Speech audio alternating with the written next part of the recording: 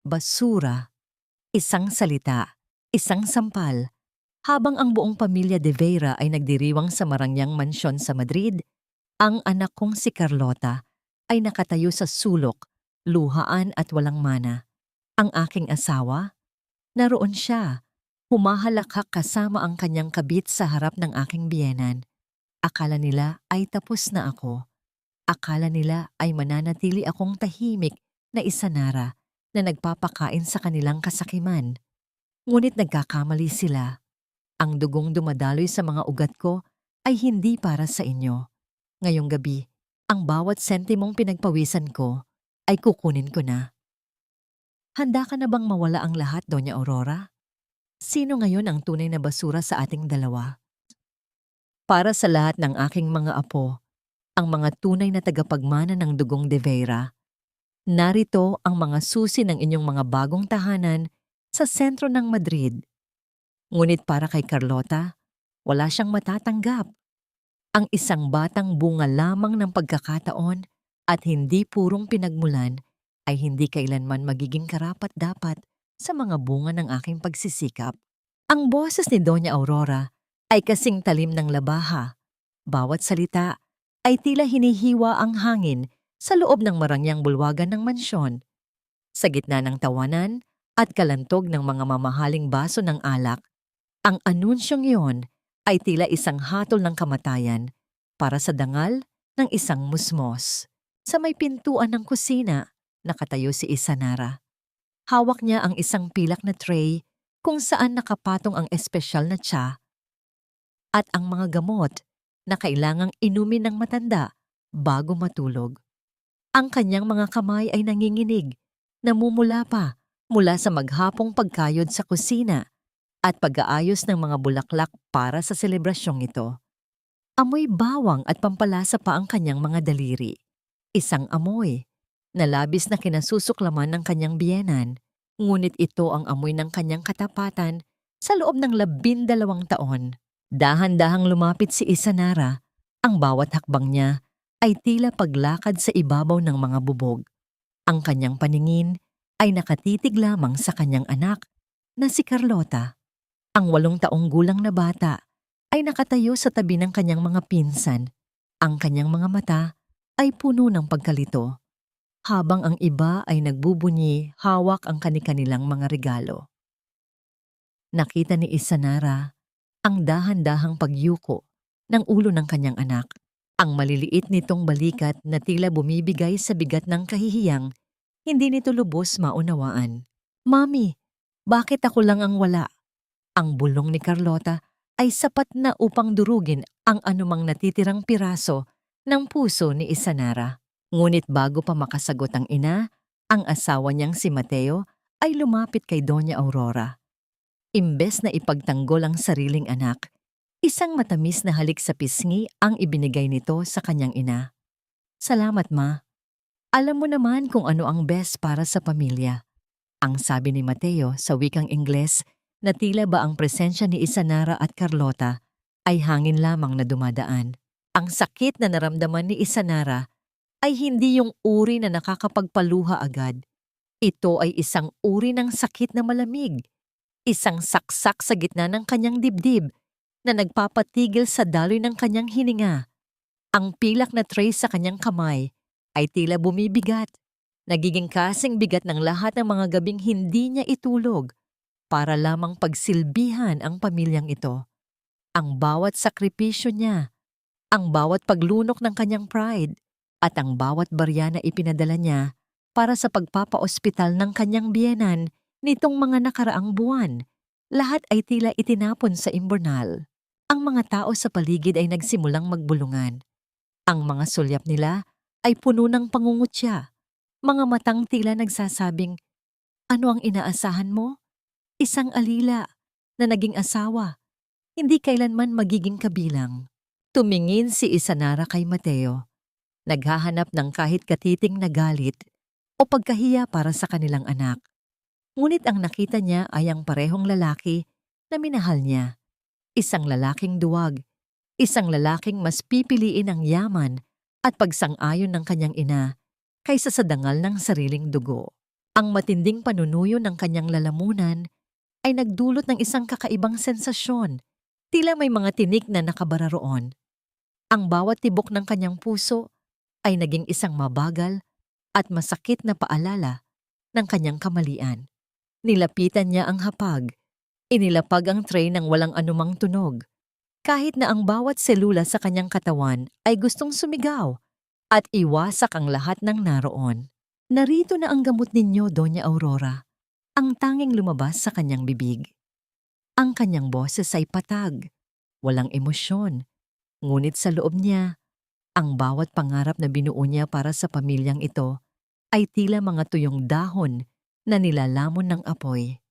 Lumingon ang matanda sa kanya. Ang mga mata nito ay naniningkit sa tagumpay. Salamat, Isanara. Huwag kang mag-alala. Alam ko namang sanay ka nang walang natatanggap. You should be thankful enough na pinapatira ko pa kayo rito. Tinalikuran siya ni Isanara. Sa gitna ng katahimikan ng kanyang sariling pagkatao, isang tanong ang paulit-ulit na umaalingaw-ngaw sa kanyang isipan, tila isang sumpa na hindi niya matakasan. Hanggang kailan ko kailangang mamatay araw-araw para lamang mabuhay ka sa ginhawa habang ang anak ko ay unti-unti mong pinapatay sa kahihiyan? Ang hangin sa labas ng mansyon ay nagsimulang umihip ng malakas. Ang tunog nito sa mga bintana ay tila isang panaghoy na nagbabadya ng isang malaking pagbabago. Hindi alam ng pamilya de Veira, ngunit sa gabing ito, ang Isanara na kilala nila ay tuluyan ng pumanaw kasabay ng huling patak ng kanyang pasensya. 12 taon, 4,380 araw ng pagpapakumbaba.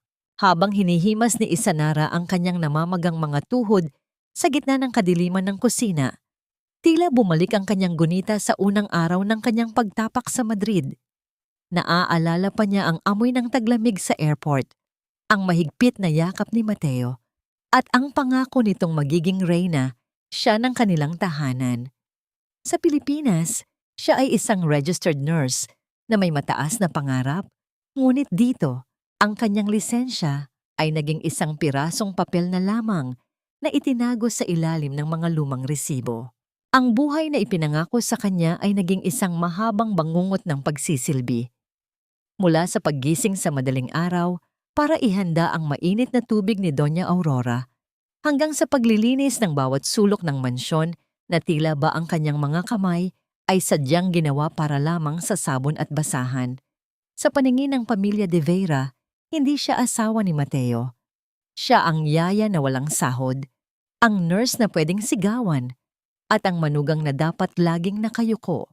Isang hapon, habang nag-aayos ng mga lumang gamit sa bodega, nanginginig ang mga daliri ni Isanara nang mahawakan niya ang isang makapal na plastik. Pinunasan niya ang makapal na alikabok at doon ay tumambad ang kanyang nursing license. Ang larawan niya roon ay bata pa. Puno ng pag-asa ang mga mata, malayo sa babaeng nakatitig sa salamin ngayon na may malalim na itim sa ilalim ng mga mata. Hinawakan niya ang ID ng mahigpit, dinarama ang bawat letra ng kanyang pangalan, habang ang isang mainit na luha ay pumatak sa ibabaw ng plastik. Ito ang kanyang pagkakakilanlan na unti-unting nilamon ng bawat utos at bawat panglalait ni Doña Aurora. Nang gabing iyon, sa loob ng kanilang kwarto, sinubukan ni Isanara na kausapin ang kanyang asawa. Ang katahimikan sa pagitan nila ay tila isang pader na hindi matibag. Mateo, pagod na ako. I'm so tired of being treated like a servant in this house. Nakita ko ang lisensya ko kanina. Gusto kong bumalik sa pagtatrabaho, kahit part-time lang. Ang mahinang pakiusap ni Isanara habang nakatalikod ang asawa. Bumuntong hininga si Mateo, isang tunog na puno ng pagkairita kaysa sa pag-unawa. Isanara, please, not now. Alam mo namang mahina ang loob ni Mama. Who will take care of her if you leave? Just understand her. Ginagawa mo rin naman ito para sa future ni Carlota. 'Di ba? Konting tiis pa. Tiis. Mateo, 12 years na akong nagtitiis. My soul is dying. Ang sagot ni Isanara, ngunit ang tanging tugon ni Mateo ay ang tunog ng paghilik nito. Ang bawat salita ni Isanara ay tila itinapon sa isang malalim na balon na walang nakakarinig. Kinabukasan, habang nililinis ni Isanara ang ilalim ng kama ni Doña Aurora, ang kanyang walis ay may tinamaan na isang matigas na bagay. Inabot niya ito at nakita ang isang selyadong sobre na kulay kape.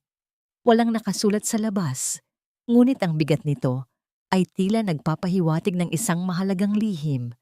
Bago pa niya ito mabuksan, narinig niya ang matalas na boses ng matanda na tumatawag sa kanya mula sa kusina. Mabilis niyang isiniksik ang sobre sa kanyang bulsa.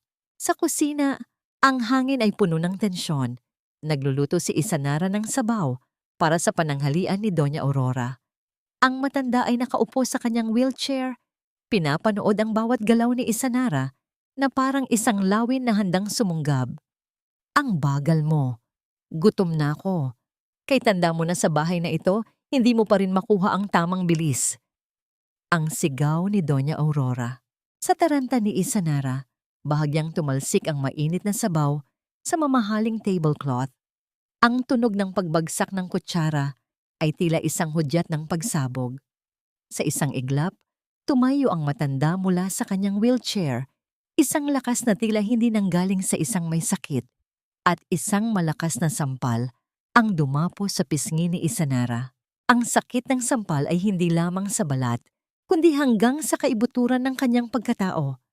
Ang mga katulong sa paligid ay napayuko. Walang sino man ang nangahas na tumingin. Wala kang kwenta. Isang simpleng pagsisilbi lang, hindi mo pa magawa ng tama. You are just a parasite in this family. Ang asim ng bawat salitang lumalabas sa bibig ng matanda. Nakatayo lang si Isanara. Ang kanyang pisngi ay nagnininga sa hapdi, ngunit ang kanyang mga mata ay nananatiling nakatitig sa sahig. Sa loob ng kanyang bulsa, naramdaman niya ang selyadong sobre.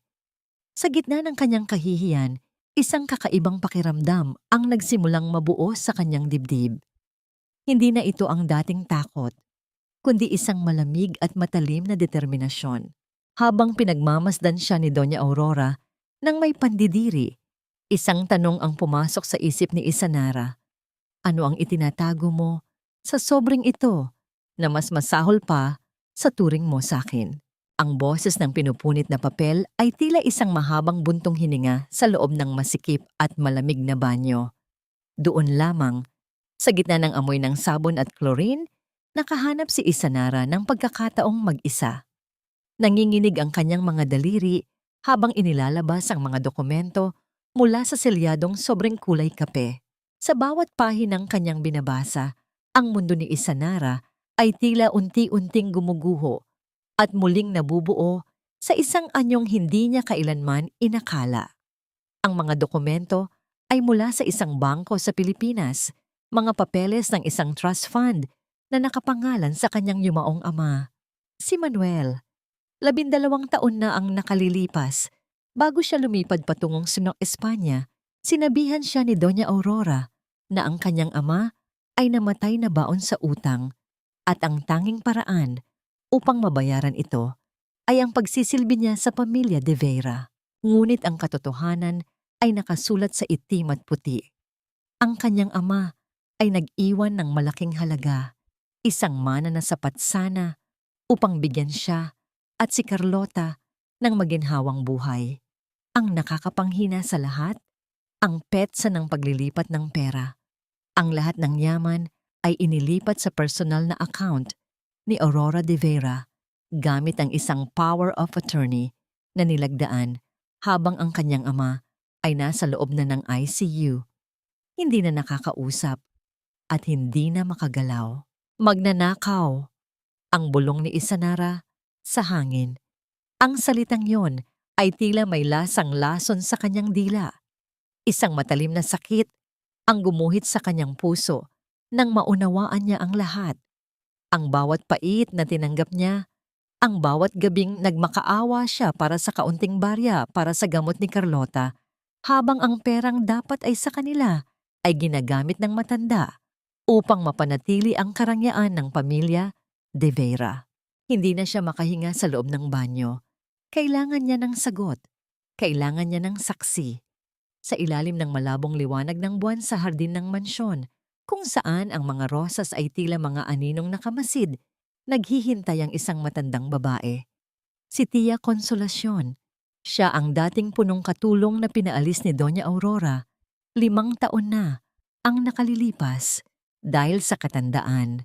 Ngunit ang totoo ay dahil masyado itong maraming nalalaman. Isanara, anak. Ang mahinang tawag ni Tia Consolacion. Ang tunog ng kanyang boses ay tila isang yakap mula sa nakaraan. Lumapit si Isanara. Bitbit ang mga dokumento. Tia, sabihin ninyo sa akin ang totoo. Kayo ang kasama ni Papa sa Pilipinas noong mga huling araw niya. Ninakaw ba nila ang pera namin? Humawak si Tia Consolacion sa mga kamay ni Isanara. Ang kanyang mga palad ay magaspang, puno ng mga latay ng panahon. Ngunit ang init nito ay nagbigay ng panandaliang lakas kay Isanara. Matagal ko nang gustong sabihin sa iyo, anak, pero natatakot ako. Si Doña Aurora, kaya niyang gawin ang lahat. Nakita ko kung paano nila pinilit yang ama mo na pumirma. At nang hindi na niya kaya, may ibang lumagda para sa kanya. Sino, Tia? Sino ang gumawa noon? Ang tanong ni Isanara, ang kanyang boses ay nanginginig sa galit at bighati. Hindi ko alam ang buong pangalan, Isanara, pero nakita ko ang pirma sa dulo ng dokumento. Isang LM. Ang sabi ni Doña Aurora, ito ang taong magsisiguro na walang makakaalam ng sikreto. Sino ang LM? Ang tanong na yon ay tila isang tinik na bumaon sa isipan ni Isanara. Isang bagong misteryo sa gitna ng isang malaking pagkakanulo. Sa sandaling iyon, ang katahimikan ng gabi ay nabasag ng tunog ng mga tuyong dahon na natatapakan. Ang malulutong na yabag ay papalapit sa kanilang kinaroroonan. Mabilis na itinago ni Isanara ang mga papeles sa loob ng kanyang damit. Nabalik ang diwa ni Isanara nang makita niya ang isang figura na nakatayo sa may balkonahe. Tinitingnan sila mula sa itaas. Ang liwanag mula sa loob ng bahay ay nagbigay ng anino sa mukha nito. Ngunit kilala ni Isanara ang hubog ng katawang iyon. Si Mateo. Nakatayo ang kanyang asawa, hawak ang isang baso ng alak at ang kanyang mga mata ay diretso sa kinaroroonan ni na Isanara at Tia Consolacion. Hindi gumagalaw si Mateo. Tila isang estatwa na nagmamasid sa dilim. Ang tibok ng puso ni Isanara ay naging mabilis at malakas. Tila isang tambol na nagbababala ng panganib. Alam ba ni Mateo? Kasabwat ba siya sa pagnanakaw ng kanyang kinabukasan? O isa rin siyang biktima ng sarili niyang ina? Isanara, anong ginagawa mo rito sa labas? Ang malamig na tanong ni Mateo, ang boses niya ay umalingaw-ngaw sa buong hardin. Bayaran mo ang deposito, Isanara. Huwag kang tumayo lang dyan na parang tuod. Namamatay na ang nanay ko. Ang boses ni Mateo ay dumagundong sa loob ng sterile at malamig na waiting room ng intensive care unit. Ang amoy ng antiseptic at ang mahinang ugong ng mga makina sa paligid ay tila lalong nagpabigat sa dibdib ni Isanara. Kanina lamang, sa gitna ng hapunan, biglang binitawan ni Doña Aurora ang kanyang tinidor at humawak sa kanyang dibdib bago tuluyang nawalan ng malay. Ang marangyang mansyon ay napalitan ng puting pader ng ospital at ang kapangyarihan ng matanda ay napalitan ng mga tubo at monitor. Habang nagkakagulo ang mga nurse at doktor, ang pamilya De Vera ay nakatingin lahat kay Isanara. Hindi sa pag-aalala, kundi sa pag-asa na siya ang gagawa ng paraan. Alam ng lahat na si Isanara ang humahawak sa natitirang allowance na ibinibigay ni Doña Aurora para sa pamilya, isang barya-baryang halaga na pinagkakasya niya para sa lahat ng gastusin sa bahay. Dahan-dahang kinapa ni Isanara ang loob ng kanyang bulsa. Naramdaman niya ang magaspang na papel ng dokumentong nahanap niya kanina, ang katotohanan tungkol sa pera ng kanyang ama. Tumingin siya kay Mateo. Ang kanyang asawa ay pawisan, nanginginig ang mga kamay, at puno ng takot. Ngunit hindi ito takot para sa buhay ng ina. Ito ay takot sa kung ano ang mangyayari sa kanila kung mawawala ang pinagkukunan ng kanilang karangyaan. Wala akong pera, Mateo, ang mahinang sagot ni Isanara. Ang kanyang boses ay hindi nanginginig. Ito ay tuyo at matigas na parang bato. Anong wala? Imposible! Alam kong may itinatago ka. Isanara, nanay ko ang nakataya rito. Utang mo sa kanya ang buhay na mayroon ka ngayon. Kung hindi dahil sa kanya, namumulot ka pa rin ng basura sa Pilipinas.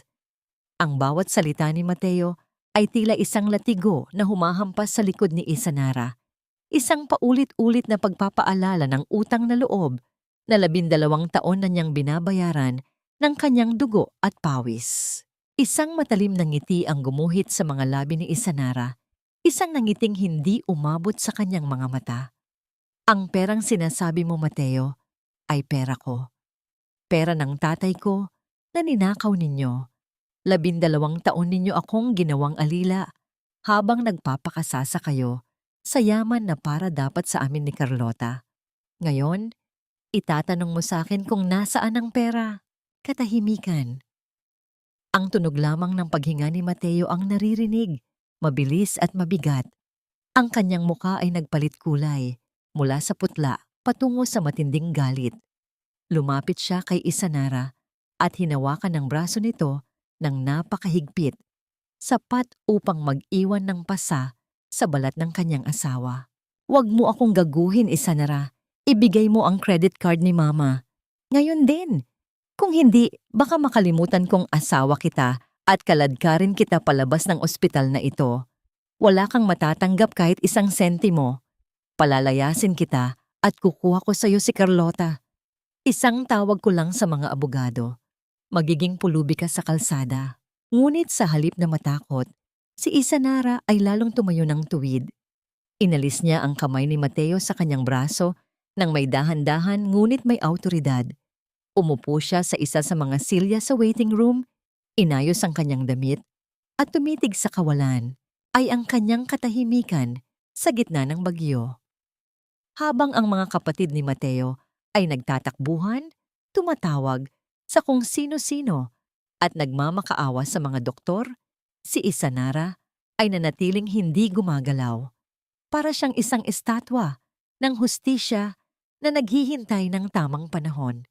Ang kanyang puso, na dati ay puno ng takot sa tuwing sisigawan siya, ay tila naging manhid na sa bawat banta ng asawa. Nabalik lamang ang atensyon ng lahat nang lumabas ang isang opisyal mula sa billing department ng ospital. Ang mukha nito ay seryoso at tila may dalang hindi magandang balita. Senyor De Vera, tawag ng lalaki. Mabilis na lumapit si Mateo, umaasang maayos na ang lahat. Yes, is my mother transferred to the VIP suite? I told you money is not an issue. Umiling ang opisyal. I'm sorry, sir. Ngunit sinubukan naming i-process ang mga accounts ni Doña Aurora para sa initial deposit. All her local and international accounts have been flagged. They are currently frozen due to an ongoing investigation regarding financial irregularities. Hindi namin matatanggap ang kanyang mga cards. Kailangan ninyong magbayad ng cash o gumamit ng ibang account. Kung hindi, ililipat namin ang pasyente sa charity ward sa loob ng 1 oras. Ang mukha ni Mateo ay tuluyang nawalan ng kulay. Lumingon siya kay Isanara. Ang kanyang mga mata ay puno ng desperasyon at panunumbat. Ngunit si Isanara ay nanatiling nakatingin sa malayo. Ang kanyang kamay ay nakahawak pa rin sa dokumento sa loob ng kanyang bulsa. Sino ang nag-freeze ng mga account at ano ang kinalaman ng LM sa biglaang pagbagsak ng kaharian ng mga De Vera? Isanara sa kanyang isipan ay alam na ang sagot. Ang labanan ay nagsisimula pa lamang at sa pagkakataong ito, hindi siya ang biktima. Ikaw ang nagnakaw sa amin, Isanara. Inubos mo ang pera ni Mama para sa sarili mo at ngayon ay hinahayaan mo siyang mamatay sa charity ward. Ang matinis na boses ni Sophie, ang nakatatandang kapatid ni Mateo, ay umalingaw-ngaw sa mataong lobby ng ospital. Hindi ito simpleng paratang. Ito ay isang deklarasyon ng digmaan. Sa harap ng mga estranghero, itinuturo ni Sofia ang nanginginig na daliri sa mukha ni Isanara, habang ang kanyang mga mata ay nanlilisik sa galit. Ang mga tao sa paligid ay nagsimulang tumigil. Ang kanilang mga bulong ay tila mga bubuyog na naghahanap ng madadapuan. Sa tabi ni Isanara, nakasiksik ang 8 taong gulang na si Carlota. Hawak ng bata ang laylayan ng lumang jacket ng kanyang ina.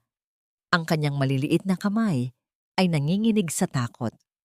Nararamdaman ni Isanara ang bawat pintig ng puso ng kanyang anak laban sa kanyang binti.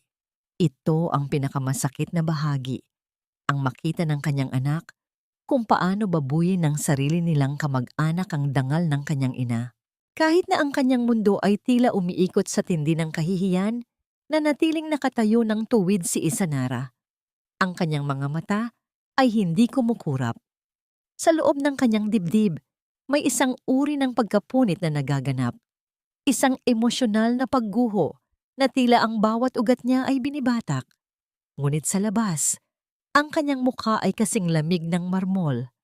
Ang contrast ng kanyang maruming apron at ng mamahaling sutla na suot ni Sofia ay tila isang malinaw na guhit sa pagitan ng alila at ng Panginoon. Sofia, sapat na! Ang mahinang awat ni Mateo, ngunit wala itong talim. Nakatayo lang siya sa likod ng kanyang kapatid. Ang kanyang mga mata ay nakatingin sa sahig. Tila ba ang kanyang pagkatao ay unti-unti ring naglalaho sa harap ng dominasyon ng kanyang pamilya. Hindi, Mateo. Kailangang malaman ng lahat kung anong klaseng ahas ang pinatuloy natin sa bahay. Muling sigaw ni Sofia. Simula nang dumating ang babaeng ito, unti-unting nagkagulo ang finances ni Mama. At ngayon, biglang na-freeze ang lahat? Imposibleng hindi mo alam ito, Isanara. You manipulated her. Ginamit mo ang pagiging nurse mo para lasunin ang isip niya. Sa gitna ng kaguluhan, isang lalaki na naka-Amerikana ang lumapit sa kanila. Ang kanyang mga hakbang ay mabibigat at ang tunog ng kanyang sapatos sa makintab na sahig ay nagpatahimik sa lahat. Siya si Attorney Villarreal, ang matagal ng abogado at kanang kamay sa maruruming transaksyon ni Doña Aurora. Ang kanyang nangiti ay hindi abot sa kanyang mga mata, isang nangiting puno ng pananakot. Senyora Sofia, Senyor Mateo, ang bati ng abogado sa isang malalim at baritunong boses. Lumingon siya kay Isanara at ang kanyang tingin ay tila sinusuri ang isang insekto. At sa iyo, Isanara, mayroon akong dalang balita mula sa pamilya De Vera. Inilabas ni Attorney Villarreal ang isang asul na folder. Ang bawat pagbukas niya ng papel ay tila tunog ng isang patibong na nagsasara. Dahil sa hinala ng financial elder abuse at ang hindi maipaliwanag na pag-freeze ng mga assets ng kliyente ko, ang pamilya De Vera ay opisyal nang nagsampa ng reklamo laban sa iyo. At hindi lang iyan, lalong lumapit ang abogado kay Isanara. Ang amoy ng kanyang mamahaling tabako ay tila sumasakal sa hangin. Dahil sa kawalan mo ng trabaho at ang kinakaharap mong kaso, hinihiling din namin sa korte ang agarang temporary custody ni Carlota. Hindi ligtas ang bata sa piling ng isang taong may ganitong klaseng moralidad. Ang narinig ni Isanara ay tila isang malakas na putok sa loob ng kanyang tenga. Ang mundo ay biglang nawala ng tunog maliban sa mabilis na paghinga ni Carlota. Ang kanyang mga tuhod ay tila naging malambot na kandila, ngunit ang mahigpit na hawak ng kanyang anak sa kanyang kamay ang nagpanatili sa kanya sa kinaroroonan. Custody? Ang tanging salitang lumabas sa bibig ni Isanara. Halos isang pabulong na puno ng pait. Yes, Isanara, at meron kaming mga saksi na magpapatunay na hindi mo inaalagaan ng tama ang bata dahil sa pagka-obses mo sa pera ni Doña Aurora. Ang dugtong ni Sofia ang kanyang muka ay puno ng tagumpay. Iniabot ni Attorney Villarreal ang isang opisyal na legal notice kay Isanara. Ang papel ay malamig, ngunit sa hawak ni Isanara, tila ito ay nagniningas na uling. Tiningnan niya si Mateo, umaasang may makikitang kahit katiting na pagtutol sa planong kunin ng kanilang anak. Ngunit tumalikod si Mateo, piniling ayusin ang kanyang kurbata kaysa tingnan ang luhaan at takot na mga mata ng kanyang asawa. Sa sandaling iyon, isang misteryosong itim na kotse ang huminto sa tapat ng entrance ng ospital. Isang lalaking nakauniporme ang bumaba at mabilis na naglakad patungo sa kinaroroonan ni na Isanara. May hawak itong isang maliit na sobre na may selyo ng isang kilalang law firm sa Pilipinas. Ang firm na may inisyal na LM. Ang bawat segundo ay tila tumigil. Ang lahat ay nakatingin sa bagong dating, habang si Isanara ay nakatayo sa gitna ng kahihiyan. Hawak ang papel na nagbabantang kuhanin ang tanging dahilan ng kanyang buhay. Sino ang nagpadala ng sobreng ito sa gitna ng kanyang pinakamababang sandali? Ito ba ay karagdagang parusa? O ang unang hakbang ng kanyang muling pagkabuhay? Minsan, ang pinakatahimik na lugar ang siyang may pinakamalakas na sigaw ng katotohanan. Ang bawat patak ng luha ni Isanara sa harap ng altar ng Parokya de San Ginés ay hindi para sa awa, kundi para sa 12 taon ng kanyang buhay na unti-unting ninakaw ng mga taong pinagkatiwalaan niya. Sa loob ng simbahan, ang amoy ng insenso at ang unti-unting pagkatunaw ng mga kandila ay nagbibigay ng isang uri ng kapayapaan na matagal na niyang hindi nararamdaman. Ang bawat kurap ng apoy sa mga kandila ay tila mga alaala ng kanyang ama na pilit niyang binubuhay sa kanyang isipan. Sa isang madilim na sulok ng simbahan, lumitaw ang isang anyong nakabalabal ng itim. Si Tia Consolacion.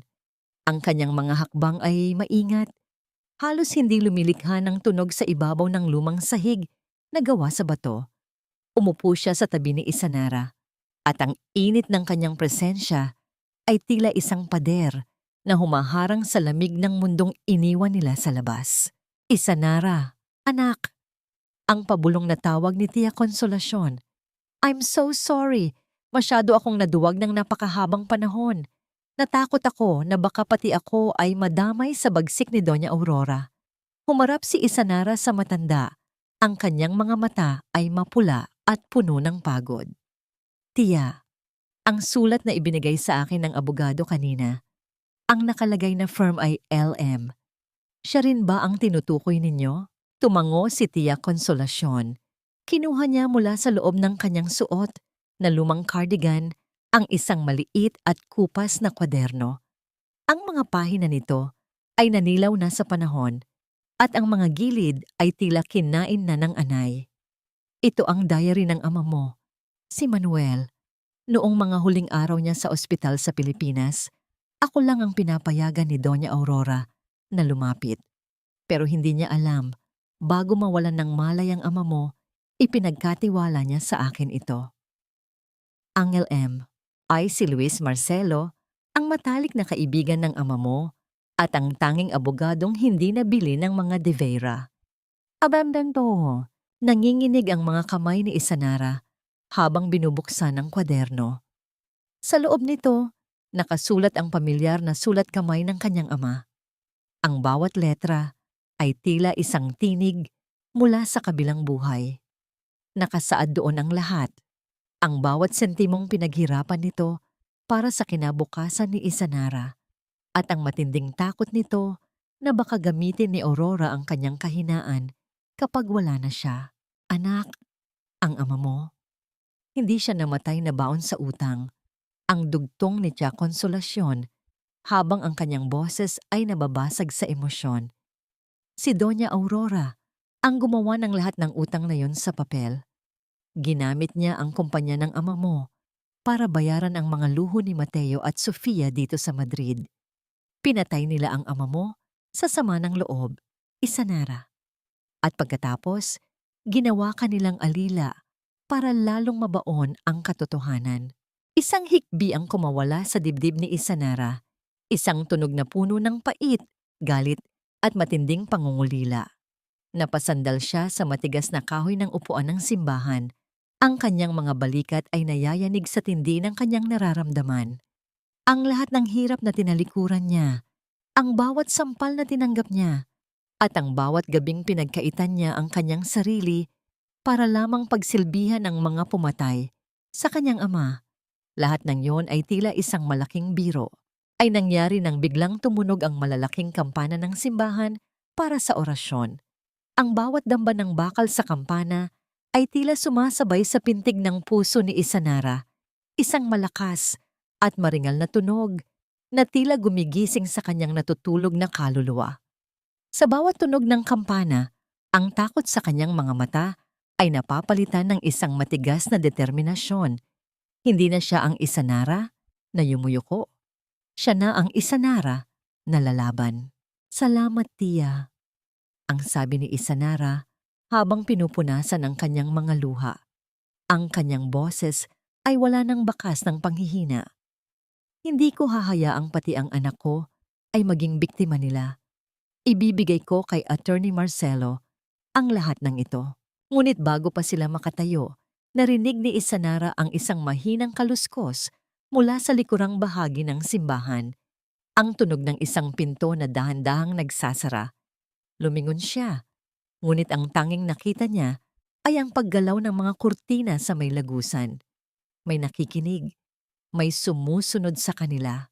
Habang naglalakad palabas ng simbahan, naramdaman ni Isanara ang isang pares ng mga mata na nakatitig sa kanyang likuran mula sa isang itim na sasakyang nakaparada sa di kalayuan. Ang kaba sa kanyang dibdib ay nagbabalik. Ngunit sa pagkakataong ito, hindi dahil sa takot, kundi dahil sa pag-asam sa darating na bagyo. Sino ang nagmamasid sa kanya? At hanggang saan ang kayang gawin ng pamilya de Vera upang pigilan ang paglabas ng katotohanan ito? Isang babaeng walang utang na loob, isang mamamatay tao sa paningin ng batas, at isang ahas na tumuklaw sa kamay na nagpakain sa kanya. Ang mga salitang ito ay hindi lamang bulong sa hangin. Ito ang pamagat ng isang post sa social media na kumakalat ngayon sa komunidad ng mga Pilipino sa Madrid. Habang maingat na hinihiwa ni Isanara ang mansanas para sa baon ni Carlota, ang bawat hiwa ng kutsilyo sa prutas ay tila sumasabay sa paghiwa ng kanyang dangal sa labas ng kanilang tahanan. Sa screen ng kanyang cellphone na nakapatong sa mesa, nakikita niya ang larawan ni Doña Aurora sa ospital. Maputla, maraming tubo, at mukhang kawawa na pinalilibutan ng kanyang mga anak na sina Mateo at Sofia na tila mga nagdadalamhating anghel. Ang iron niya ay masakit. Habang ang mundo ay tinitingnan siya bilang isang halimaw, si Isanara ay narito. Sa isang maliit na sulok ng kusina, tinitiyak na ang kanyang anak ay may masustansyang pagkain. Ang kanyang mga kamay, na 12 taon na nag-alaga sa matandang ngayon ay nag-aakusa sa kanya, ay nanginginig sa bawat abiso ng mensahe na natatanggap niya mula sa mga taong dati niyang tinatawag na kaibigan. Isanara, totoo ba ang balita? Hindi ka ba nahihiya sa ginagawa mo? Masyado kang ambisyosa. Akala mo ba ay magiging kasing level mo ang mga de Vera? Ang bawat mensahe ay tila isang butil ng asido na pumapatak sa kanyang balat. Ang kanyang lalamunan ay nanunuyo at ang bawat lunok niya ay tila may kasamang bubog. Ang sakit ng panghuhusga ay mas matindi pa kaysa sa anumang sampal na natanggap niya. Ito ang kapangyarihan ni Doña Aurora, ang gamitin ang opinyon ng publiko upang gawing bilangguan ang sariling buhay ni Isanara. Nabalik lamang ang diwa ni Isanara nang bumukas ang pinto at pumasok si Carlota mula sa paaralan. Ngunit hindi ang masayahing bata ang bumati sa kanya. Ang uniform ni Carlota ay may mantsa ng putik. Ang kanyang buhok ay gulo-gulo at ang kanyang mga mata ay nagnininga sa galit na hinaluan ng matinding lungkot. Anong nangyari, anak? Ang tanong ni Isanara. Ang kanyang boses ay nanginginig sa takot. Hindi sumagot ang bata. Sa halip ay ibinagsak nito ang kanyang bag at umiyak ng napakalakas. Isang iyak na puno ng pagod at sakit ng isang musmos na pilit pinapasan ang krus ng kanyang ina. Sabi nila, pinapatay mo daw si Lola Aurora para makuha ang pera. Sabi nila, magnanakaw ka. Sinuntok ko sila, Mami. Sinuntok ko sila dahil nagsisinungaling sila. Ang pagguho ng mundo ni Isanara ay tuluyan ng naganap sa sandaling iyon. Ang kanyang katawan ay tila nawalan ng buto habang dahan-dahan siyang lumuluhod upang yakapin ang kanyang anak. Ay ang mahigpit na kapit ni Carlota sa leeg ng kanyang ina. Isang pagyakap na tila nagsasabing sila na lamang ang magkakampi sa mundong ito. Ang amoy ng pawis at luha ng kanyang anak ay naging isang pait na paalala na ang kanyang laban ay hindi na lamang para sa kanyang sarili. Hush, Carlota. Hindi totoo iyon. Alam mo ang totoo. Ang tanging naisagot ni Isanara. Kahit na ang kanyang sariling isipan ay binabagyo na ng pagdududa. Ngunit ang bagyo ay hindi lamang nananatili sa loob ng kanilang puso. Isang biglaang tunog ng pagkabasag ng salamin ang gumising sa katahimikan ng gabi. Isang malaking bato ang dumaan sa bintana ng kanilang sala. Nagpadala ng libo-libong piraso ng bubog sa sahig. Muntik nang tumama sa kinaroroonan ni Carlota. Mabilis na itinago ni Isanara ang kanyang anak sa ilalim ng mesa. Ang kanyang puso ay tila gustong kumawala sa kanyang dibdib. Sa labas, narinig niya ang tunog ng mabilis na pag-alis ng isang sasakyan. Ang katahimikan pagkatapos ng pagkabasag ay mas nakakabingi pa kaysa sa ingay ng bato. Dahan-dahang tumayo si Isanara. Ang kanyang mga paa ay humahakbang sa ibabaw ng mga bubog. Hindi alintana kung masugatan man siya. Kinuha niya ang bato at nakita ang isang papel na nakadikit dito. Sa pulang tinta, nakasulat ang mga salitang tila isang hatol. Layasan ninyo ang Madrid, mga magnanakaw. Wala kayong lugar dito. Sa dilim ng kanilang sala, habang ang hangin ng gabi ay pumapasok sa nabasag na bintana, isang katanungan ang pilit na sumasagi sa isip ni Isanara. Sino ang nag-utos nito? Si Sofia ba? O ang asawa niyang si Mateo na nananatiling tahimik sa gitna ng lahat ng ito? Hindi mo ako pag-aari, Aurora. At hinding-hindi mo na muling pag-aarian ang buhay ko o ang buhay ng anak ko. Ang boses ni Isanara ay tila isang malamig na hanging umiihip sa loob ng masikip na charity ward ng ospital. Wala rito ang mararangyang kurtina, ang malalambot na unan, o ang mga pribadong nurse na nakasanayan ni Doña Aurora. Dito, ang tanging maririnig ay ang palahaw ng ibang pasyente at ang walang katapusang ugong ng mga lumang electric fan. Ang reyna ng mga De Vera ay nakahiga sa isang kalawanging kama. Ang kanyang balat ay tila papel na nalukot at ang kanyang mga mata ay puno ng matinding pait. Isanara, huwag kang magmalinis. Ang hirap na sambit ng matanda. Ang boses nito ay parang gasgas na plaka. Kailangan mo ako. Isang tawag ko lang. Mawawala sa'yo si Carlota. Ibalik mo ang access sa sa accounts ko. Tumingin si Isanara sa kanyang biyenan. Walang galit sa kanyang mga mata, kundi isang malalim at tuyong awa. Hinawakan niya ang isang baso ng tubig sa tabi ng kama, ngunit imbes na ibigay ito sa matanda, inilapag niya ito ng marahan sa mesa. Ang perang hinahanap mo ay wala na sa ilalim ng kontrol mo, Aurora. Ang bawat sentimong ninakaw ninyo sa ama ko ay ibabalik sa akin ng batas. At tungkol kay Carlota, mas gugustuhin ko pang mamuhay kaming dalawa sa kalsada kaysa hayaan siyang lumaki sa piling ng isang taong tulad mo. Tinalikuran ni Isanara ang matanda. Ang bawat hakbang niya palabas ng ward ay tila pagtatanggal ng isang mabigat na kadena sa kanyang mga paa. Bumalik siya sa mansyon sa huling pagkakataon, hindi bilang isang alila, kundi bilang isang babaeng kukunin na ang natitirang piraso ng kanyang pagkatao. Sa loob ng kanilang kwarto, mabilis na inayos ni Isanara ang kanilang mga gamit. Hindi niya kinuha ang mga mamahaling alahas na ibinigay ni Mateo o ang mga damit na binili para lamang magmukha siyang disente sa harap ng mga bisita. Kinuha niya lamang ang mga lumang damit nila ni Carlota, ang lisensya niya sa nursing at ang kwaderno ng kanyang ama. Ay nangyari sa tapat ng vanity mirror. Dahan-dahang hinubad ni Isanara ang kanyang wedding ring. Ang gintong singsing na yon, na dati ay simbolo ng kanyang pangarap, ay tila naging isang malamig na bakal na sumasakal sa kanyang daliri. Inilagay niya ito sa tabi ng isang flower vase na matagal na niyang inaalagaan. Isang vase na puno ng mga tuyong bulaklak, tila sumisimbolo sa kanilang pagsasama ni Mateo. "Mami, alis na ba tayo?" Tanong ni Carlota habang nakatayo sa may pinto. Bitbit ang kanyang paboritong manika. "Oo, anak, hindi na tayo babalik dito," sagot ni Isanara habang hinahawakan ang maliit na kamay ng anak. Ngunit pagdating nila sa malaking gate ng mansyon, isang anino ang humarang sa kanilang daan. Si Mateo. Ang kanyang buhok ay gulo-gulo, ang kanyang polo ay may mantsa ng alak, at ang kanyang mga mata ay mapula sa galit at desperasyon. Sa kanyang kanang kamay, hawak niya ang isang baril. Isang bagay na hindi kailanman inakalang makikita ni Isanara sa kamay ng asawang akala niya ay kilala niya.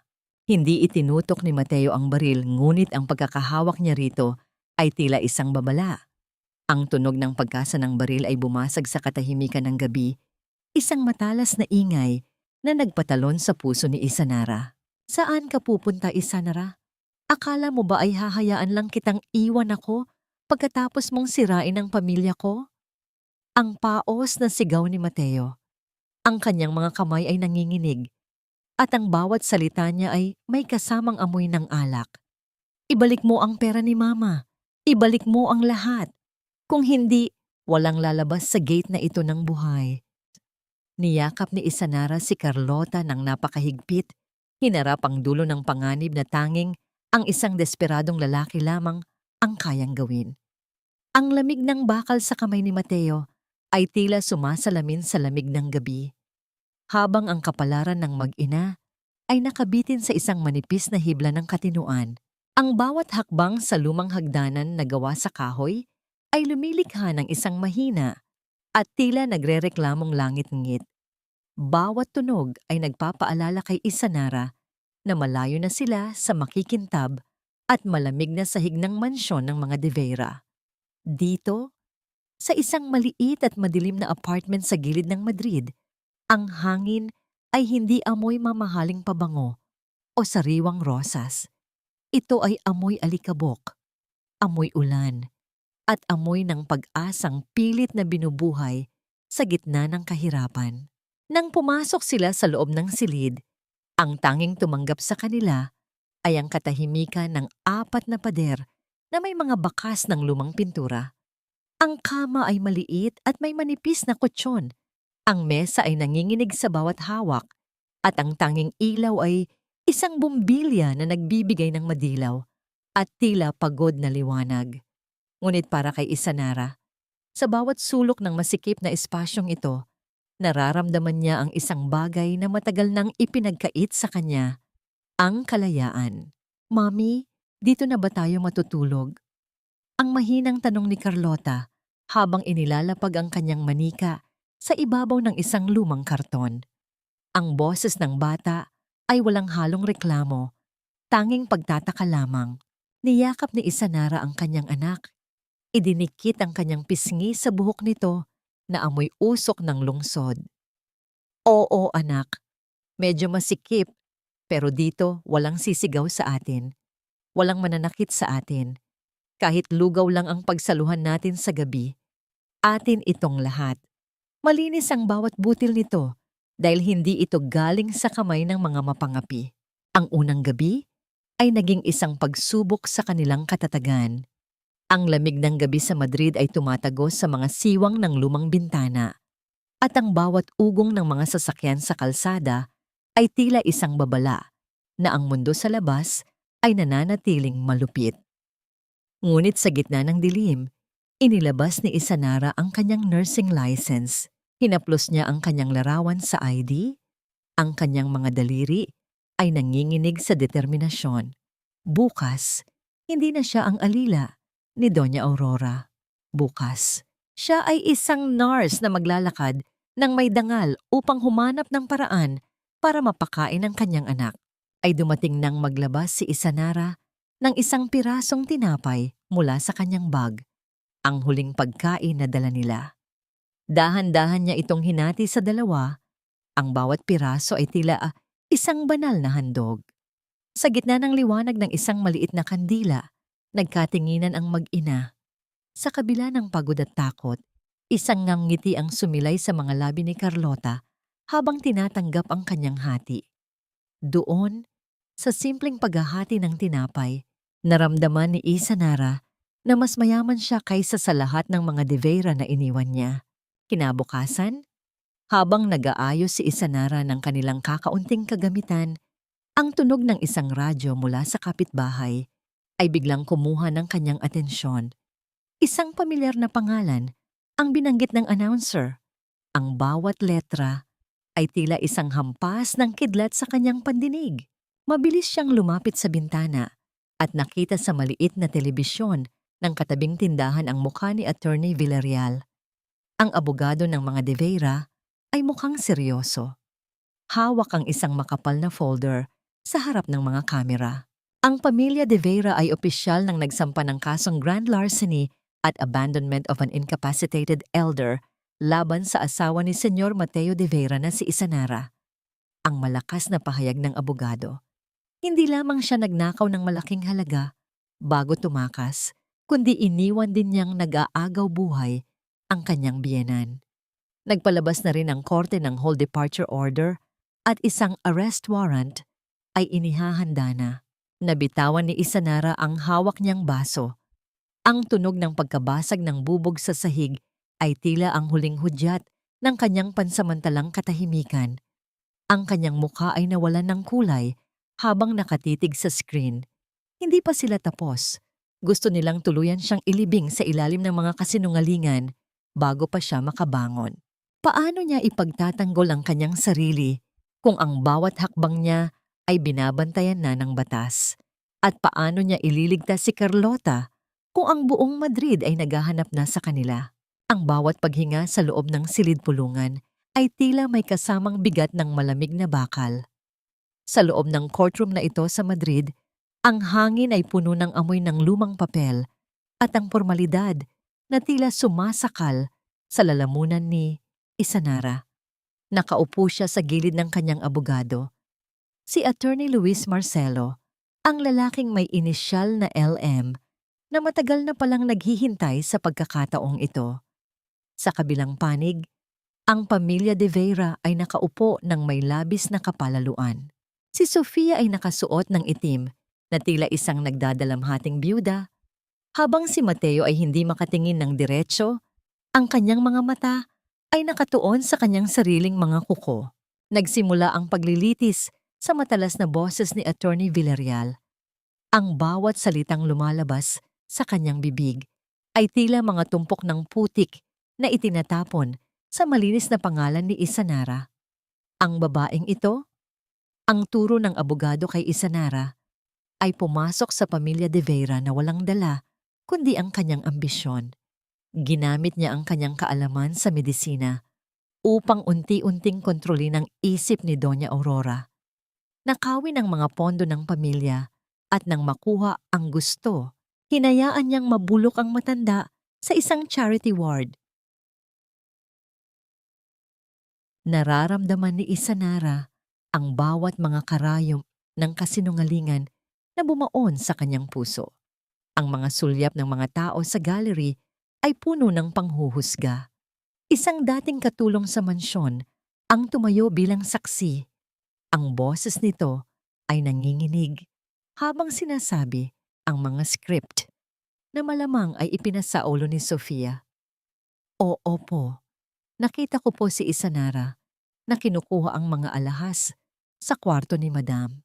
Ay nangyari nang dahan-dahang ilabas ni Isanara ang isang maliit at lumang litrato ni Carlota mula sa kanyang pitaka. Hinawakan niya ito nang mahigpit sa ilalim ng mesa. Ito ang kanyang agimat laban sa lahat ng pait. Sa gitna ng matitinding paratang, tiningnan niya si Mateo. Sa loob-loob niya, sumisigaw ang katanungang, paano mo natatagalang makita ang ina ng iyong anak na binababoy sa harap ng mundo? Ngunit ang katahimikan ni Mateo ay mas masakit pa kaysa sa anumang sampal. Ngunit ang daloy ng tubig ay biglang nagbago. Nang tumayo si Attorney Luis Marcelo, ang tunog ng kanyang mga hakbang sa sahig ay may dalang awtoridad. Ang lahat ng inyong naririnig ay isang masining na gawa-gawa. Ang simula niya sa wikang Espanyol na may halong diin. Mayroon kaming isang saksi na hindi lamang nakakita, kundi nakaranas ng tunay na kadiliman sa loob ng mansyong yon. Ang malaking pinto ng korte ay dahan-dahang bumukas. Ang tunog ng pagpihit ng bakal ay nagpalingon sa lahat. Pumasok si Tia Consolacion, nakasuot ng kanyang pinaka-formal ngunit lumanang damit. Ang kanyang paglalakad ay mabagal ngunit bawat hakbang ay tila may bigat ng katarungan. Ang mukha ni Sofia ay biglang nawalan ng kulay at si Attorney Villarreal ay napahawak ng mahigpit sa kanyang ballpen hanggang sa tumunog ang plastik nito. Inilapag ni Attorney Marcelo ang isang makapal na folder sa harap ng hukom. Narito ang mga orihinal na dokumento mula sa bangko sa Pilipinas. Ang mga dokumentong nagsasabing si Isanara ang nagnakaw. Ipinasuri namin ang mga ito sa isang handwriting expert. Kinuha ng abogado ang isang malaking screen at ipinakita ang pirma ni Isanara sa tabi ng pirma sa bank withdrawal slips. Ang bawat kurba, ang bawat dulo ng letra ay tinitigan ng lahat.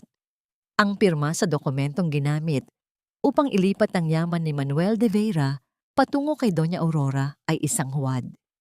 Ito ay isang peke at ang taong pumirma nito ay hindi si Isanara. Ang katahimikan sa loob ng korte ay naging nakakabingi. Ang tunog ng mabilis na paghinga ni Sofia ang tanging maririnig sa gitna ng tensyon. Lumingon ang hukom kay Sofia, pagkatapos ay kay Mateo, na ngayon ay nanginginig na ang buong katawan. Sino ang tunay na may hawak ng panulat na sumira sa buhay ni Isanara? At ano ang gagawin ni Mateo ngayong ang mga pader ng kanilang mga kasinungalingan ay nagsisimula na ring gumuho? Ang bawat segundo ng katahimikan sa loob ng courtroom ay tila isang mabigat na palihan na pumupukpok sa bungo ni Mateo. Nakatingin ang lahat sa kanya, ang hukom, ang mga abogado, ang mga usisero, at higit sa lahat, ang mga mata ni Isanara na dati ay puno ng pag-ibig, ngunit ngayon ay tila dalawang malalim na telo ng kawalan. Senyor Mateo de Veira, maari mo bang kumpirmahin sa korte kung sino ang may-ari ng account na pinagkunan ng pondo para sa inyong mansyon sa Madrid? Ang boses ni Attorney Marcelo ay mahinahon ngunit may talim na tila humihiwa sa bawat hibla ng kasinungalingan. Nanginginig ang mga kamay ni Mateo habang nakahawak sa gilid ng silya. Ang kanyang paghinga ay mabilis at mababaw, tila isang taong nalulunod sa gitna ng tuyong lupa. Lumingon siya kay Sofia, naghahanap ng kaligtasan, ngunit ang kanyang kapatid ay abala sa pag-iwas ng tingin. Tila ba ang sarili nitong anino ay kinatatakutan na rin nito.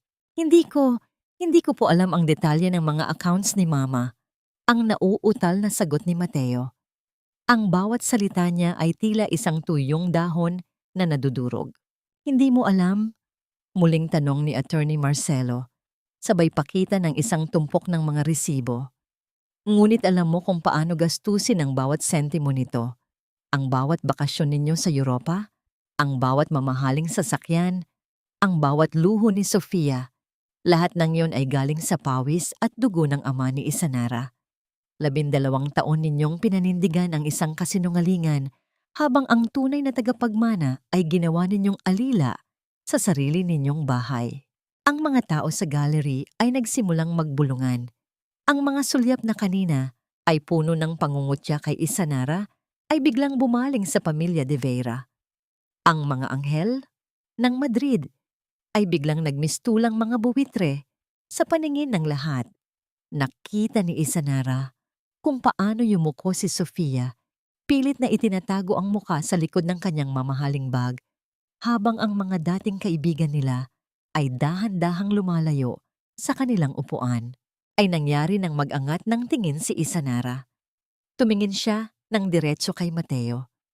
Walang galit sa kanyang puso sa sandaling iyon, kundi isang malalim at nakakapanghinang awa. Nakita niya ang isang lalaking hindi kailanman natutong tumayo sa sariling mga paa. Isang lalaking naging biktima rin ng kasakiman ng sariling ina.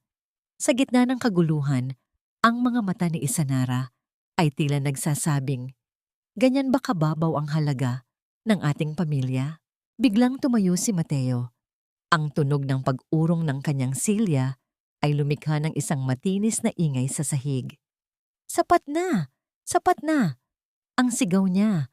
Ang boses ay puno ng pagsisisi at pagkapahiya. "Totoo ang lahat.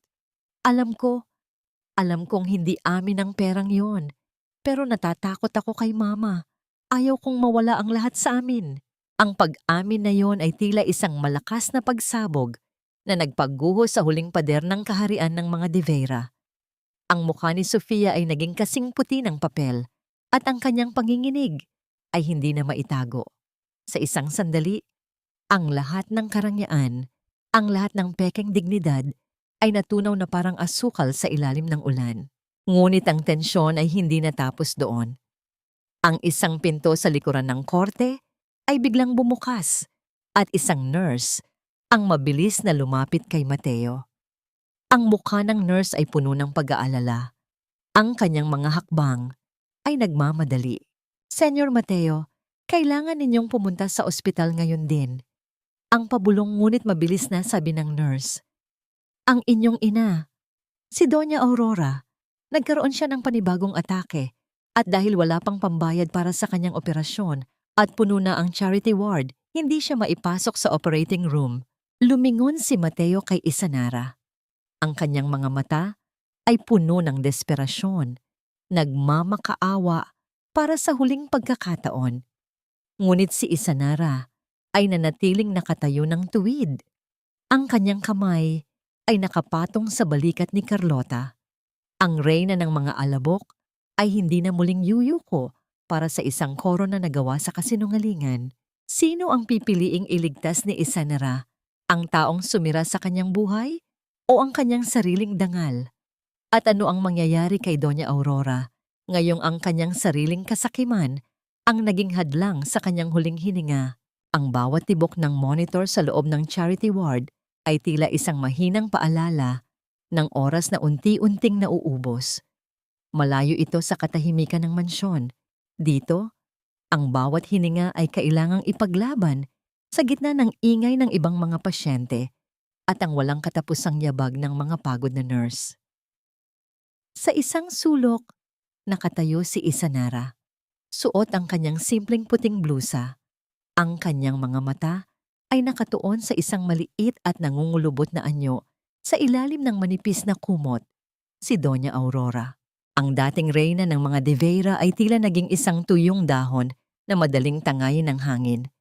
Wala na ang kanyang matalas na boses, ang kanyang mga mamahaling alahas, at ang kanyang kapangyarihang magdikta ng buhay ng iba.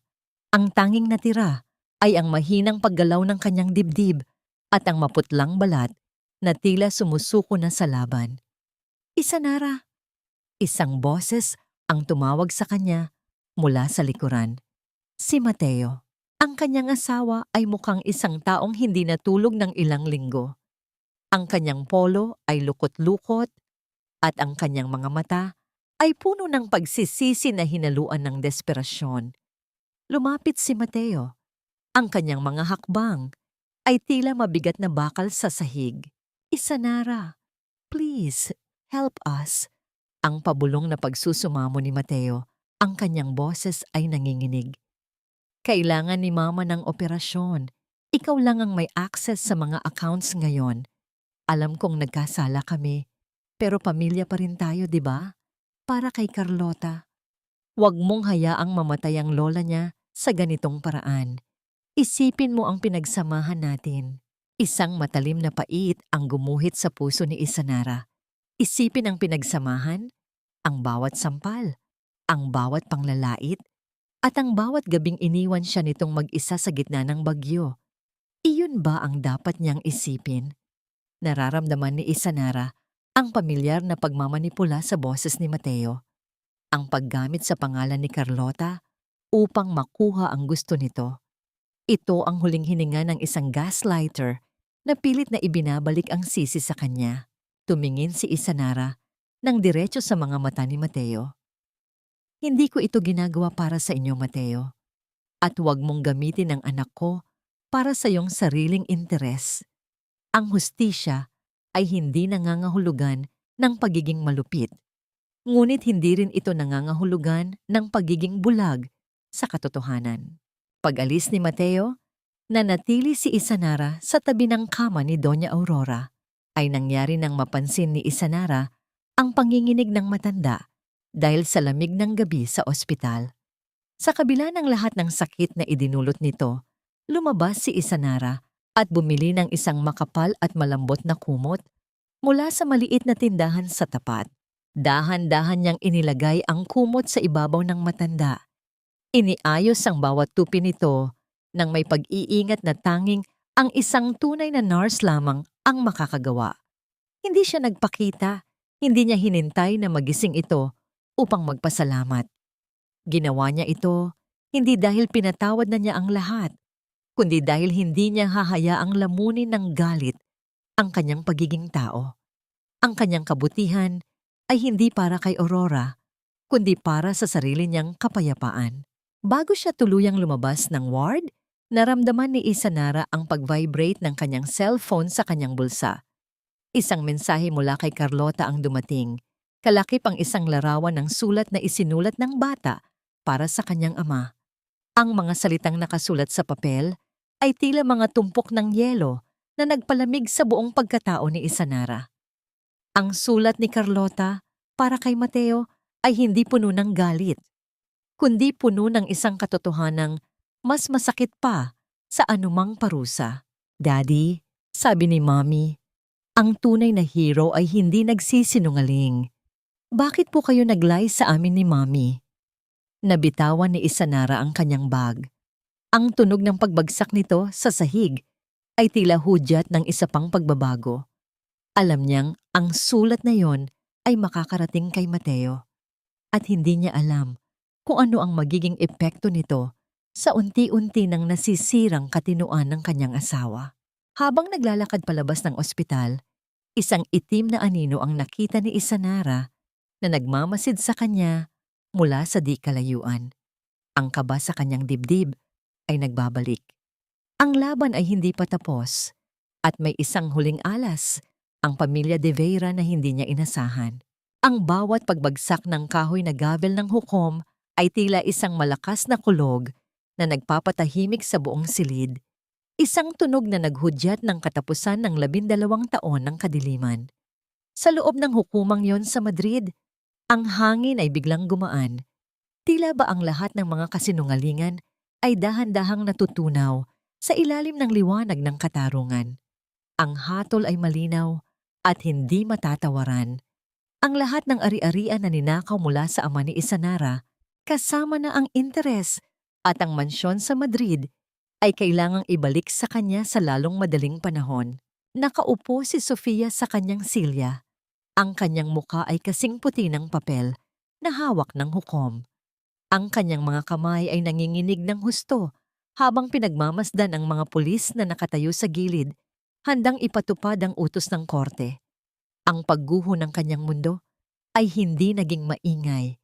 Ito ay isang tahimik at masakit na pagkapahiya na tila unti-unting lumalamon sa kanyang pagkatao. Wala na ang mga mamahaling designer bags, ang mga party sa yacht, at ang katayuan sa lipunan na ipinagmamalaki niya. Sa labas ng korte, ang eksena ay mas matindi pa. Ang mga dating kaibigan ni Doña Aurora na dati ay nag-aagawan sa atensyon nito ay ngayon ay tila mga aninong umiiwas sa sikat ng araw. Ang pamilya de Vera ay naging paksa ng bawat tsismis. Ang bawat detalye ng kanilang pagnanakaw ay naging libangan ng publiko. Pagkalipas ng ilang araw, nakatayo si Isanara sa tapat ng malaking gate ng mansyon. Ngunit sa pagkakataong ito, hindi siya ang papasok. Pinapanood niya ang paglabas ni na Sofia at ng iba pang miyembro ng pamilya. Ang bawat maleta na inilalabas nila ay tila mga piraso ng kanilang pekeng kaharian na dahan-dahang nawawasak. Ay nangyari nang magtagpo ang mga mata ni na Isanara at Sofia sa huling pagkakataon. Walang galit sa mga mata ni Isanara, walang pait, kundi isang malalim at tuyong awa para sa isang babaeng inubos ang buhay sa pagpapanggap. Sana ay mahanap mo ang iyong sarili sa gitna ng iyong kawalan, Sofia. Ang tanging nasabi ni Isanara sa mahinang boses. Hindi na nakasagot si Sofia. Sa halip ay mabilis itong sumakay sa isang lumang taxi. Tila ba ang bawat segundo sa mansyon ay isang parusa na hindi na nito matagalan. Lumapit si Mateo kay Isanara. Ang kanyang mga balikat ay nakayuko. Ang kanyang mga mata ay walang buhay. Aalis na ako, Isanara. Pupunta ako sa Amerika. Susubukan kong magsimula muli sa tulong ng isang kaibigan. Alam kong wala na akong karapatang humingi ng tawad, pero sana ay huwag mong hayaang kamuhian ako ni Carlota. Tumango si Isanara. Ang kanyang puso ay nananatiling mahinahon. Ang katotohanan ang magtuturo kay Carlota, Mateo. Hindi ang galit ko. Nang makaalis na ang lahat, ang katahimikan sa loob ng mansyon ay tila naging isang malinis na papel na naghihintay ng bagong panulat.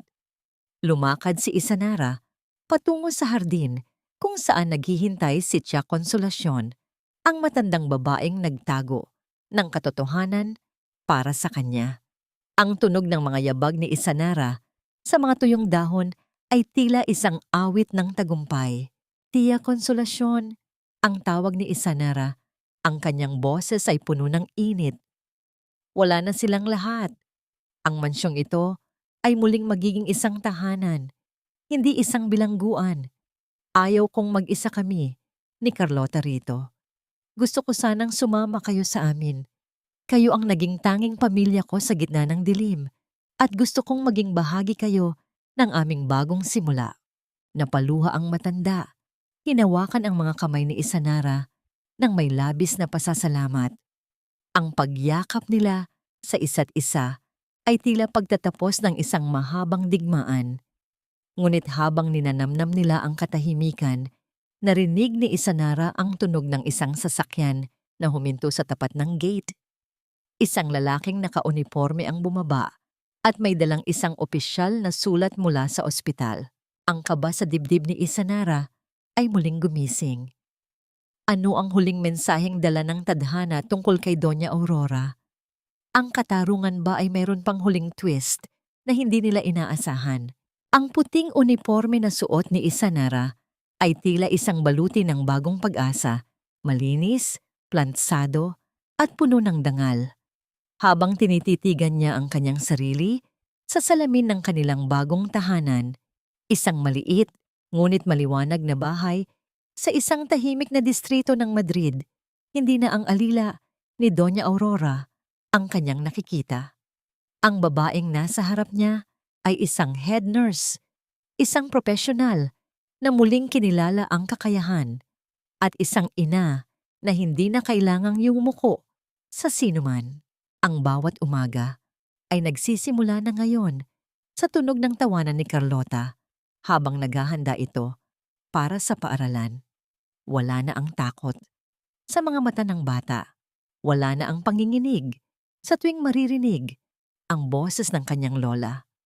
Ang kanilang agahan ay puno ng amoy ng sariwang tinapay at mainit na tsokolate. Mga simpleng sandali na dati ay tila isang malit na pangarap lamang. Ang bawat subo ng pagkain ay may lasa ng kalayaan, isang lasa na hindi kayang bayaran ng anumang yaman ng mga De Vera. Sa kanyang trabaho sa ospital, si Isanara ay kinikilala hindi dahil sa kanyang apelyido, kundi dahil sa kanyang malasakit at talino. Ang bawat pasyente na kanyang hinahawakan ay nakakaramdam ng init ng kanyang kalinga, isang kalingang hinubog ng sarili niyang mga sugat. Ang pagiging nurse ay hindi na lamang isang trabaho para sa kanya. Ito ang kanyang paraan ng pagpapagaling sa sarili niyang nakaraan. Ay nangyari isang hapon sa kanilang maliit na garden. Kasama si Carlota at si Tia Consolacion. Dahan-dahan silang nagtatanim ng mga puting rosas at sampagita, ang mga bulaklak na magpapaalala sa kanila ng kanilang pinagmulan. Ang tunog ng paghukay ng lupa at ang amoy ng basang dumi pagkatapos ng ulan ay tila isang ritual ng paglilinis. Wala nang kailangang itago, wala nang kailangang ikahiya. Habang inilalagay ni Isanara ang mga buto sa lupa, naramdaman niya ang init ng araw sa kanyang likuran, isang yakap mula sa langit na tila pagsang-ayon sa kanyang muling pagbangon. Bago matapos ang araw, naglakad si Isanara patungo sa isang malapit na parke. Doon, sa ilalim ng isang matandang puno ng oak, naghihintay si Mateo. Ang kanyang asawa ay mukhang matanda na kaysa sa kanyang tunay na edad. Ang kanyang mga mata ay tila dalawang malalim na balon ng pagsisisi. Ito ang huling pagkakataon na magkikita sila bago ang pag-alis ni Mateo patungong ibang bansa. Ang katahimikan sa pagitan nila ay hindi na kasing bigat ng dati. Wala nang sigawan, wala nang panunumbat. Salamat sa pagpunta, Isanara. Ang pabulong na sabi ni Mateo. Ang kanyang boses ay tila isang tuyong dahon na nililipad ng hangin. Nakita ko si Carlota sa labas ng school kanina. Mukhang masaya na siya. Doon ko na-realize kung gaano kalaki ang nawala sa akin dahil sa kaduwagan ko. Tumingin si Isanara sa malayo. Pinapanood ang paglubog ng araw na nagbibigay ng kulay kahel sa langit ng Madrid. Ang paghilom ay nagsisimula sa pagtanggap, Mateo. Sana ay mahanap mo ang iyong kapayapaan sa iyong pag-alis. Ang pamilyang sinira ninyo ay hindi na mabubuo pa sa dating anyo. Pero ang bawat piraso nito ay may pagkakataon na maging buo muli sa ibang paraan. Tumayo si Isanara at dahan-dahang naglakad palayo. Hindi na lumingon pa sa lalaking naging bahagi ng kanyang pinakamadilim na kabanata. Ang bawat hakbang niya sa damuhan ay tila pagpawi sa bawat alaala ng sakit. Ngunit bago siya makalabas ng parke, isang pamilyar na sasakyan ang huminto sa kanyang tapat. Isang tao mula sa nakaraan ang bumaba. Bit-bit ang isang lumang kahon na may tatak ng kumpanya ng kanyang ama sa Pilipinas. Isang huling lihim na hindi pa nabubuksan. Ang huling piraso ng puzzle na magpapasara sa lahat ng mga sugat ni Isanara. Ano ang nakatago sa loob ng kahong ito na tila naghihintay ng tamang panahon bago magpakita? Ang bawat dahan-dahang pag-ikot ng susi sa loob ng lumang kahon na dala ng estranghero ay tila isang huling pintig ng kasaysayan na nagnanais ng mabuksan. Sa loob nito, hindi mga alahas o pera ang tumambad kay Isanara, kundi ang isang kupas na relos ng kanyang ama at isang titulo ng lupa sa kanilang probinsya sa Pilipinas, mga ari-ari ang matagal nang itinago ng isang tapat na tauhan ni Manuel upang hindi makuha ng mga De Vera. Ang bawat haplos ni Isanara sa malamig na bakal ng relos ay tila isang bulong ng pasasalamat mula sa kabilang buhay, isang hudyat na ang lahat ng pagdurusa ay may katapusan. Sa isang tahimik na parke sa Madrid, habang ang mga dahon ng oak ay dahan-dahang nalalaglag sa damuhan, nakatayo si Isanara sa harap ni Mateo. Ito na ang huling pagkakataon na magtatagpo ang kanilang mga landas.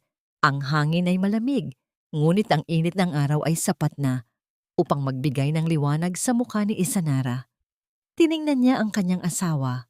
Ang lalaking dati ay sentro ng kanyang mundo, ngunit ngayon ay isa na lamang estranghero na may pamilyar na mukha. Alis na ako, Isanara. Pupunta na ako sa airport. Ang mahinang sabi ni Mateo. Ang kanyang boses ay wala ng talim, wala ng kapangyarihan. Gusto ko lang sabihin na patawad. Patawad sa lahat ng hindi ko ginawa para sa inyo. Ngumiti si Isanara. isang ngiting puno ng kapayapaan. Pinatawad na kita, Mateo, hindi dahil karapat-dapat ka, kundi dahil karapat-dapat ang puso ko sa kapayapaan. Go now, find yourself, and be the man Carlota can at least respect from afar. Ang bawat hakbang ni Mateo palayo ay hindi na nagdulot ng sakit kay Isanara. Ito ay tila isang aninong unti-unting naglalaho sa ilalim ng matinding sikat ng araw. Paglipas ng ilang linggo, ang maliit na apartment ni Isanara ay napuno ng halimuyak ng nilulutong pansit at ang masayang ingay ni Carlota. Kaarawan ng kanyang anak, at sa pagkakataong ito, walang mga mamahaling regalo, walang mga plastik na ngiti mula sa mga bisitang hindi naman nila kilala. Kasama nila si Tia Consolacion na ngayon ay tila tunoy na lola na ni Carlota. Ang bawat tunog ng tawanan ng bata habang hinihipan ng kandila sa isang simpleng cake ay tila isang himig na nagpapagaling sa bawat sugat ng nakaraan. Ay nangyari nang maglakad ang mag-ina patungo sa isang viewpoint na matatanaw ang buong lungsod ng Madrid. Ang langit ay kulay ube at rosas, isang maringal na pagtatapos ng araw. Naramdaman ni Isanara ang maliit na braso ni Carlota na yumakap sa kanyang baywang. Ang ulo ng bata ay nakasandal sa kanyang balikat habang pinapanood nila ang paglubog ng araw. Mommy, are we going home soon? Sa Philippines, ang malambing na tanong ni Carlota. Hinalikan ni Isanara ang noo ng kanyang anak. Yes, baby. Pupunta tayo sa puntod ni Lolo Manuel. Ipapakita natin sa kanya kung gaano na tayo katapang. Sa sandaling iyon, naunawaan ni Isanara ang tunay na kahulugan ng pamana.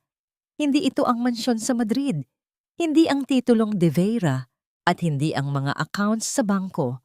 Ang tunay na pamana ay ang dangal na hindi kailanman nayurakan, ang lakas ng loob na bumangon mula sa alabok, at ang pagmamahal na nananatiling dalisay sa kabila ng lahat ng pagtataksil. Ang huling tunog na narinig ni Isanara bago ang kanilang pag-alis ay ang mahinang sipol ng hangin sa mga puno. Tila isang paalam mula sa Madrid at isang pagsalubong sa kanilang bagong bukas. Hawak ang kamay ni Carlota at ang bitbit ang kahon ng kanyang ama. Naglakad si Isanara patungo sa airport, hindi na muling tumingin sa likuran. Ang reyna ng mga alabok ay isa na ngayong malayang babae. Bitbit ang kanyang sariling korona na ng katarungan at kapayapaan. Nakatayo si Isanara sa dalampasigan ng kanilang probinsya habang ang malamyos na simoy ng hangin ay tila humahalik sa kanyang mga pisngi. Ang tunog ng paghampas ng mga alon sa pampang ay nagsisilbing isang banayad na musika na nagpapatahimik sa lahat ng ingay ng kanyang nakaraan. Hindi na ang malamig na semento ng Madrid ang kanyang tinatapakan, kundi ang mainit at pamilyar na buhangin ng kanyang lupang sinilangan. Sa malapit, nakikita niya si Carlota na masayang nakikipaglaro sa mga pinsan nito. Ang tawanan ng bata ay malaya, walang bakas ng takot o bigat ng kahihiyan. Kasama nila si Tia Consolacion na masayang nanonood habang kumakain ng sariwang prutas sa ilalim ng puno ng niyog. Ang bawat sandali ay puno ng kapayapaan, isang uri ng katahimikan na hindi mabibili ng anumang ginto. Napahawak si Isanara sa kanyang dibdib kung saan nakatago ang relos ng kanyang ama. Sa puntod ni Manuel kahapon, ibinulong niya ang lahat ng kanyang tagumpay. Doon, tuluyan na niyang binitawan ang huling piraso ng kanyang galit. Napatawad na niya si Mateo, hindi dahil naging mabuting asawa ito, kundi dahil ayaw na niyang bitbitin ang bigat ng puot sa kanyang paglalakbay. Si Doña Aurora naman ay nananatili sa isang pasilidad para sa mga matatanda sa Madrid, nabubuhay sa habag ng mga taong dati ay minaliit niya. Ang katarungan ay hindi laging madugo. Kung minsan, ito ay ang pananatiling buhay habang pinapanood ang pagguho ng sarili mong mga kasinungalingan. Nahanap na ni Isanara ang kanyang tunay na tahanan. Hindi ito isang mansyon o isang marangyang gusali, kundi ang kakayahang tumingin sa salamin ng may dangal. Ang bawat luhang pumatak sa loob ng 12 taon ay naging mga perlas ng karunungan na nagpatibay sa kanyang pagkatao. Alam niya na ang buhay ay puno pa rin ng pagsubok, ngunit sa pagkakataong ito, hindi na siya mag-isa. Bitbit niya ang kanyang propesyon, ang kanyang anak, at ang katotohanang walang sinuman ang may kapangyarihang magnakaw ng kanyang halaga. Tumingin si Isanara sa malawak na abot-tanaw kung saan ang dagat at langit ay tila nagtatagpo sa isang matamis na yakap. Ang pamana na iniwan ng kanyang ama ay hindi lamang ang yaman, kundi ang katapangan na manindigan para sa kung ano ang tama. Sa bawat paglubog at pagsikat ng araw, baon niya ang aral na ang tunay na kaligayahan ay nagsisimula sa pagtanggap sa sarili at sa lakas na bumangon muli. Gaano man kalalim ang pagkakalubog sa alabok. "Mami, halika na! Ang ganda ng sunset!" Ang sigaw ni Carlota habang kumakaway mula sa malayo. Ngumiti si Isanara, isang ngingiting abot hanggang sa kanyang mga mata. Naglakad siya patungo sa kanyang anak. Bawat hakbang ay puno ng katiyakan. Ang bagyo ay tapos na. At sa gitna ng katahimikan, nahanap niya ang kanyang muling pagsilang.